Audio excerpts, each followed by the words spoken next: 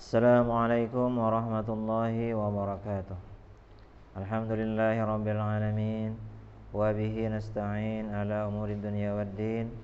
Wassalatu wassalamu ala ashrafil anbiya'i wal mursalin, Sayyidina wa habibina wa syafi'ina wa qurrati a'yunina Muhammadin wa ala alihi wa ashabihi ajma'in. Rabbi shrah li sadri wa yassir li amri wa hlul 'uqdatam min lisani yafqahu qawli. La haula wa la quwata illa billahil aliyyil azim. Pertama-tama marilah kita bersama-sama memanjatkan puji dan syukur kehadiran Allah Subhanahu wa ta'ala. Alhamdulillah dengan segala limpahan nikmatnya, rahmatnya, sehingga kita dapat beraktivitas pada saat ini. Salawat dan salam semoga tercurah kepada junjungan kita Nabi besar Muhammad sallallahu alaihi wasallam. Dan pada saat ini saya akan menyampaikan tausiah tentang pesan-pesan agama dalam sebuah hadis Rasulullah sallallahu alaihi wasallam. Rasulullah sallallahu alaihi wasallam bersabda bahwa beliau berkata li iblis, qala Rasulullah sallallahu alaihi wasallam li iblis. Rasulullah sallallahu alaihi wasallam berkata bagi iblis alaihi la'nah, kam ahibbauka min ummati. Kata Rasulullah, wahai iblis, berapa banyak di antara umatku yang menjadi kekasihmu. Kemudian juga beliau berkata, wa kam min ummati min a'daik. Berapa banyak daripada umatku yang menjadi musuh-musuhmu. Nah, jadi dua macam. Yang pertama, berapa banyak di antara umat Rasulullah yang menjadi kawan-kawan iblis. Dan yang kedua, siapa di antara umat Nabi orang-orang yang menjadi musuhnya. Maka celakalah orang yang menjadi teman, sahabat dan kawannya iblis, dan beruntunglah bagi mereka yang menjadi musuh iblis. Nah, yang kita bicarakan pada saat ini adalah tentang musuh-musuh iblis. Rasulullah berkata kepada iblis, fakam a'dauka min ummati. Wahai iblis, berapa banyak di antara umatku yang menjadi musuh Anda. Qala iblisu li Rasulillah sallallahu alaihi wasallam a'da'i 20 nafaran. Iblis menjawab bahwa musuhku di antara umatmu wahai Muhammad 20 nafaran, yaitu 20 macam. Ini semua umat Nabi ini menjadi musuhnya iblis. Tetapi tersimpul di dalam 20 macam. 20 orang. Awaluhum anta ya Muhammad fa inni ubghiduka. Yang pertama yang menjadi musuhku nomor 1, yaitu engkau wahai Muhammad, kata iblis. Jadi ajar iblis, yang menjadi musuhku yang paling utama adalah engkau wahai Muhammad. Fa inni ubghiduka, bahwa aku, kata iblis, sangat membenci kepada engkau. Jadi iblis ini syarik banar lawan Nabi kita Muhammad sallallahu alaihi wasallam. Jadi semua nabi ini dipelihara oleh Allah Subhanahu wa taala. Nah, karena mereka nabi dan rasul. Wal alim al-amilu bil ilmi, yang kedua yang menjadi musuhku adalah orang yang alim, yang mengamalkan dengan ilmunya. Nah, ini menjadi musuh kedua. Karena orang alim ini kita tahu al-ulama warasatul anbiya. Para alim ulama itu menjadi pewaris para nabi. Nah, jadi para ulama ini mewarisi ilmunya Rasulullah. Mereka tidak mewarisi harta dan fulus dan dinar. Tetapi yang mereka warisi adalah ilmu daripada Rasulullah sallallahu alaihi wasallam. Tetapi orang alim yang dimaksud adalah al-amil, seorang ulama, seorang yang alim, seorang yang saleh yang mengamalkan dengan ilmunya. Karena tugas ulama itu adalah pewaris Nabi, mengganti Nabi di dalam berdakwah, melaksanakan amal ma'ruf dan nahi mungkar, menyuruh berbuat kebaikan, melarang berbuat kejahatan. Nah itulah, jadi iblis ini sarik banar, marah sekali dengan orang-orang yang alim yang mengamalkan dengan ilmunya.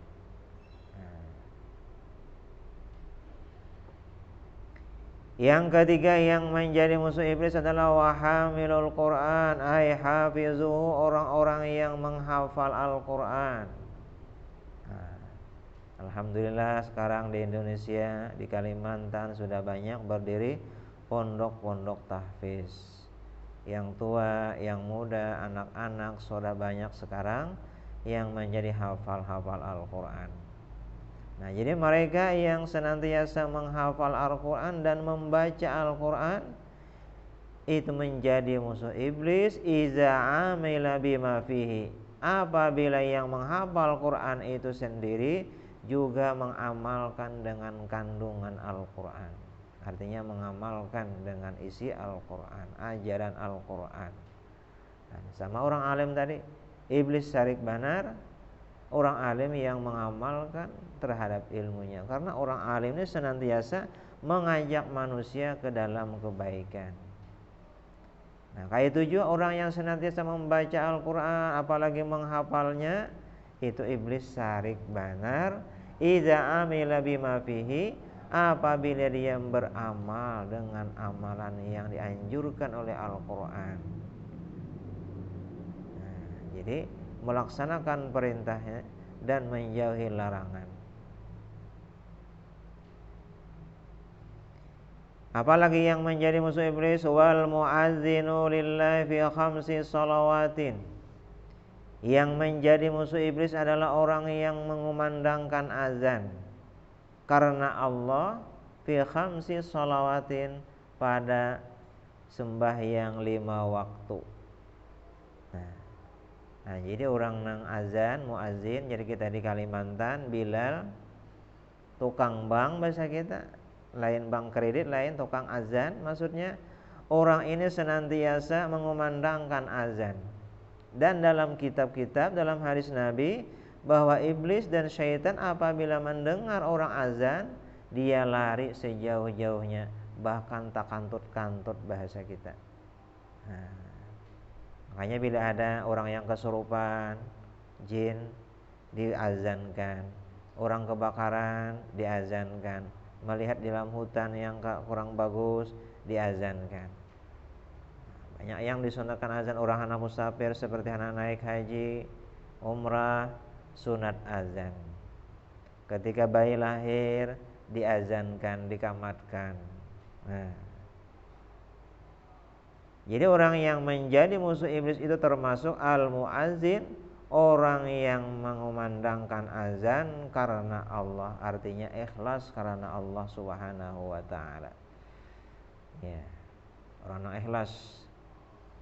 Nabi bersabda, al-muazzinu al-muhtasib kasyahid fi damihi iza mata lam yudawwar fi qabri kasyahidil mutasyahhidi fi damihi iza mata lam yudawwar fi qabrihi.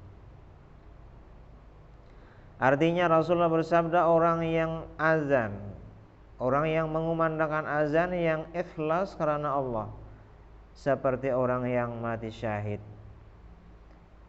pada darahnya. Iza mata lam yudawwat fi qabrihi, apabila dia meninggal maka tidak dimakan ulat dalam kuburnya. Artinya jasadnya ini utuh, kalau dia ikhlas, tidak dimakan oleh ulat di dalam kuburnya. Ai al-muazzin allazi arada bi azani wajhallah, yaitu orang yang mengumandangkan azan yang ikhlas karena Allah. Lahu ajrun, dia memiliki pahala ka-ajri syahidi, seperti pahala orang mati syahid. Nah, jadi muazzin ini mendapat pahala seperti pahala orang mati syahid. Wala ta'kuluhul ardu, dan jasadnya tidak dimakan tanah. Tadi tidak dimakan ulat, tambah lagi bumi, tanah tidak memakan kepada jasadnya. Nah, ini kemuliaan. Barangkali ini bagi kita nang tanyaman sedikit supaya terhindar daripada kerusakan tubuh kita di dalam kubur. Artinya nang kada hancur tuh beberapa orang diantaranya Nabi dan Rasul itu kada boleh tanah. Artinya sudah dipesani bumi oleh Allah Ta'ala diharamkan kepada tanah untuk memakan jasad para Nabi dan Rasul. Orang-orang yang mati syahid, itu kada hancur juga seperti Sayyidina Hamzah umpamanya. Para aulia, orang-orang wali. Umpamanya siapa wali? Mas Songo, Syekh Abdul Qadir, banyaklah siapapun wali, insyaallah. Nah, yang sekarang yang saya temui saat ini yaitu Said Muhammad Al-Maliki. Nah, beliau itu setelah setahun ingin dibongkar oleh kerajaan Arab Saudi, ternyata jasad Sidin masih utuh. Dia makan 1 tahun 2 tahun kita bongkar pulang tetap utuh. Dia makan sampai 5 tahun dibongkar lagi, ternyata jasad Said Muhammad Al-Maliki masih tetap utuh. Akhirnya dibiarkanlah di sana. Nah, ini yang kita temui yang saat ini.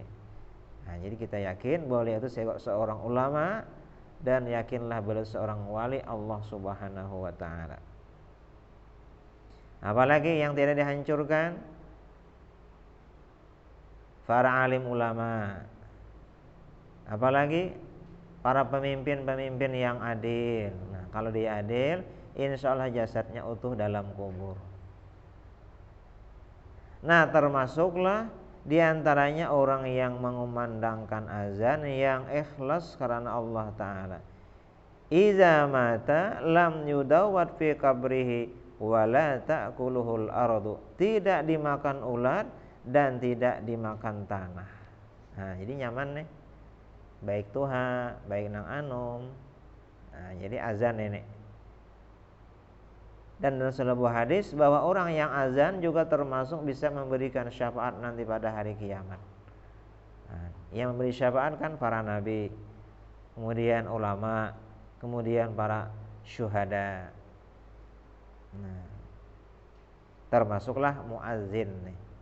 Dalam kitab Fathul Majid itu ada disebutkan. Nah, jadi untung benar nih yang bisa mengumandangkan azan, apalagi kalau bisa suara yang merdu. Nah, menyumbangkan suara untuk menyeru melaksanakan sembahyang 5 waktu. Nah, apalagi yang menjadi musuh iblis wa muhibbul fuqara'i wal masakini wal yatama. Orang-orang yang senang mencintai orang-orang yang fakir dan miskin dan anak-anak yatim. Nah, ini menjadi musuh iblis.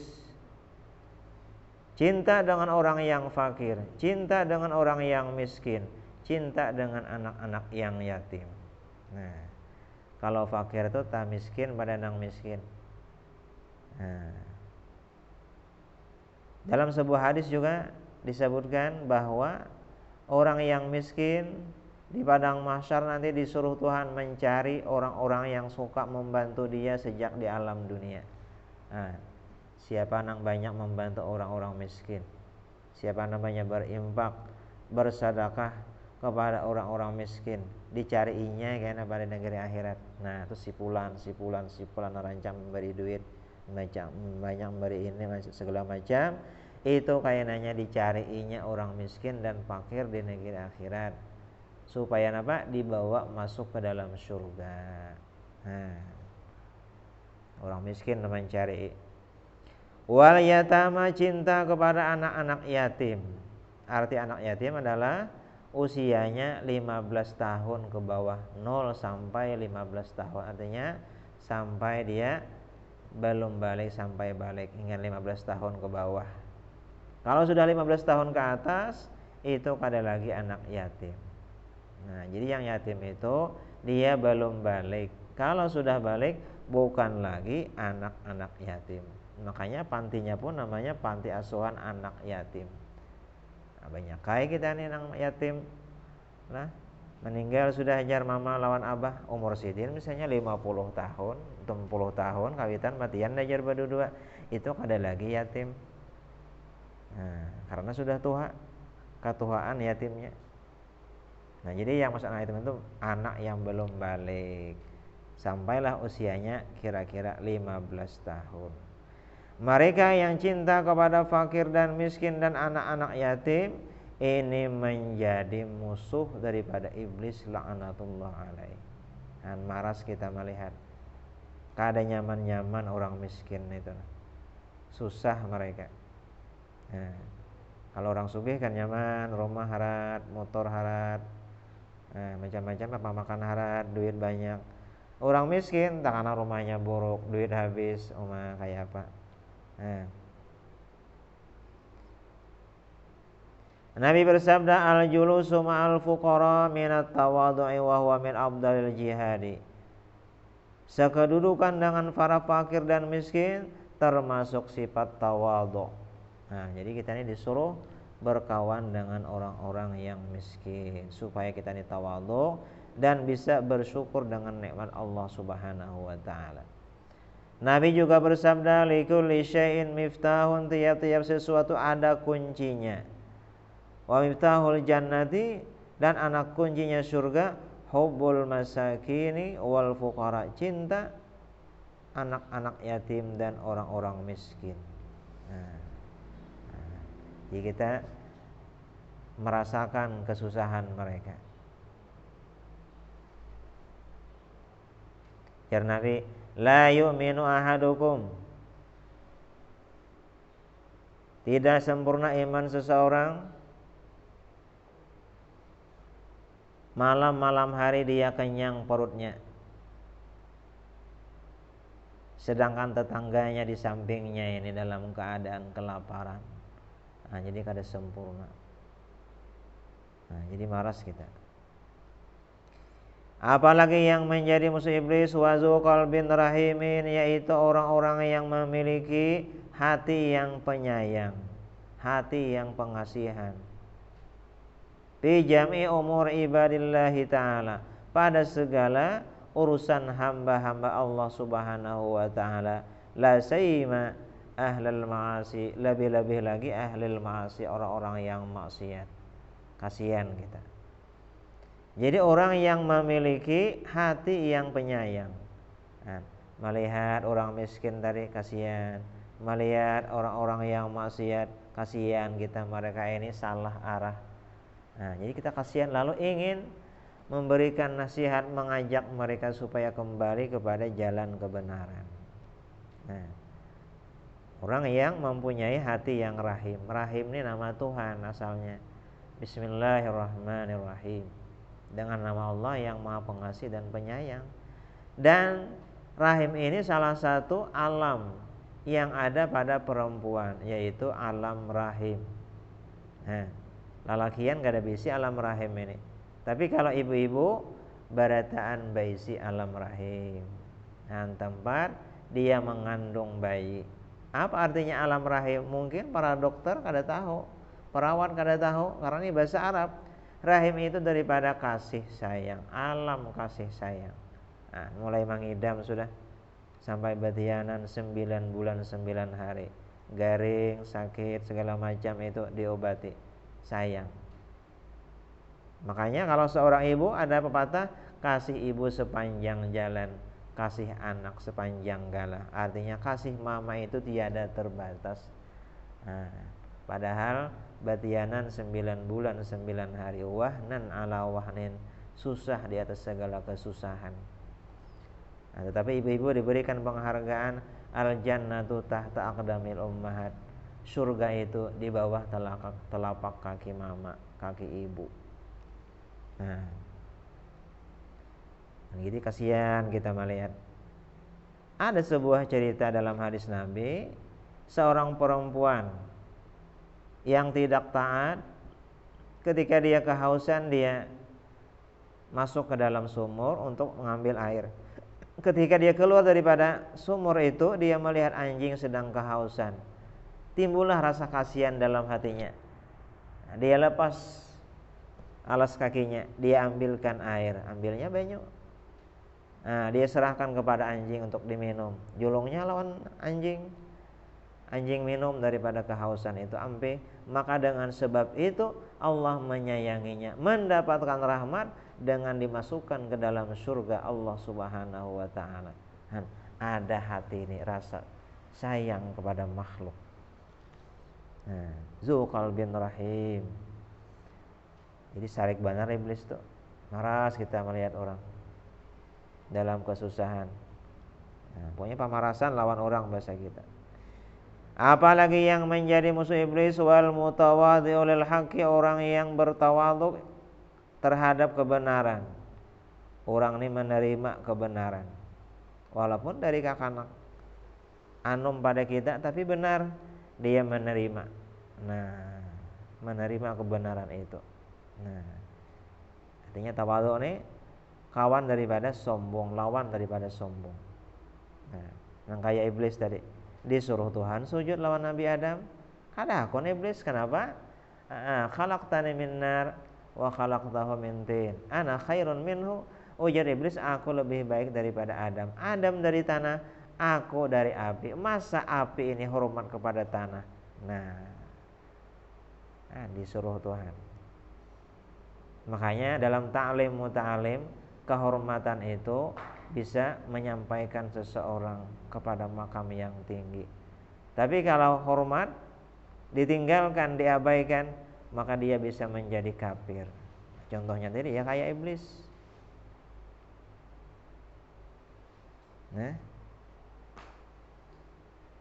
Apalagi yang menjadi musuh iblis, wasyabun nasya'a fi ta'atillahi ta'ala, seorang pemuda yang hidupnya dalam taat kepada Allah Subhanahu wa taala. Seorang pemuda taat terus lawan Tuhan, mulai anom sampai tua taat. Karena yang namanya remaja anom tuh biasanya tak kurang sedikit, ada tak kana-kana yang kurang pas. Tapi ini senantiasa taat kepada Allah Subhanahu wa taala, minas shighari, dari kecil, ilal kibari, sampai dewasa. Jadi mulai halus sampai tua, sampai wafat, senantiasa taat kepada Allah Subhanahu wa taala. Mun tua tuh taat wajar aja sudah. Tapi kalau pemuda itu sulit biasanya. Kemudian yang menjadi musuh iblis adalah wakilul halali, orang yang senantiasa memakan makanan yang halal, minum dengan yang halal. Artinya rezekinya yang halal, diminum, dimakan, dipakai dan sebagainya, itu berupa rezeki yang halal. Orang ini menjadi musuh daripada iblis laknatullah alaih. Artinya walaupun kita sederhana, makan biasa, duitnya sedikit aja, tapi kita ini halal, kada haram, tidak mencuri, tidak merampok, tidak korupsi dan sebagainya, halal bagi kita. Ini menjadi musuh iblis. Wasyabani al-mutahabbani fillah, dan dua orang pemuda yang senantiasa saling cinta kepada Allah. Saling cinta karena Allah, artinya kayak badadang sanakan, cinta karena Allah Subhanahu wa ta'ala sampai kepada matinya. Orang ini ya kita tuh saling mencintai karena Allah Subhanahu wa ta'ala, berkumpul karena Allah, berpisah karena Allah. Mungkin ini dulu yang dapat saya sampaikan. Mudah-mudahan masih belum selesai, masih ada beberapa lagi yang menjadi musuh iblis. Namun karena waktu, mudah-mudahan lain kesempatan kita akan sambung lagi. Jadi yang pertama yang menjadi musuh iblis adalah Rasulullah SAW. Yang kedua adalah orang yang alim, yang mengamalkan dengan ilmunya. Yang ketiga, orang-orang yang menghafal Al-Quran, membaca Al-Quran dan mengamalkan dengan isi Al-Quran. Kemudian lagi orang yang mengumandangkan azan setiap waktu, ikhlas karena Allah Subhanahu wa ta'ala. Kemudian lagi yang menjadi musuh iblis, orang-orang yang mencintai fakir dan miskin dan anak-anak yatim, dan orang-orang yang memiliki hati yang penyayang, dan orang-orang yang tawadhu menerima kebenaran. Dan seorang pemuda dari kecil sampai dewasa senantiasa taat kepada Allah Subhanahu wa ta'ala, dan orang yang senantiasa mencari rezeki yang halal. Dan dua orang pemuda yang senantiasa mereka itu cinta karena Allah, berpisah karena Allah, bertemu karena Allah Subhanahu wa taala. Demikian yang dapat saya sampaikan. Mudah-mudahan bermanfaat bagi kita sahabatan semuanya. Wabillahi taufiq wal hidayah, war ridha wal inayah, war rahmah wal maghfirah. Wassalamualaikum warahmatullahi wabarakatuh. Subhanakallahumma wa bihamdika asyhadu an la ilaha illa anta astaghfiruka wa atubu ilaik.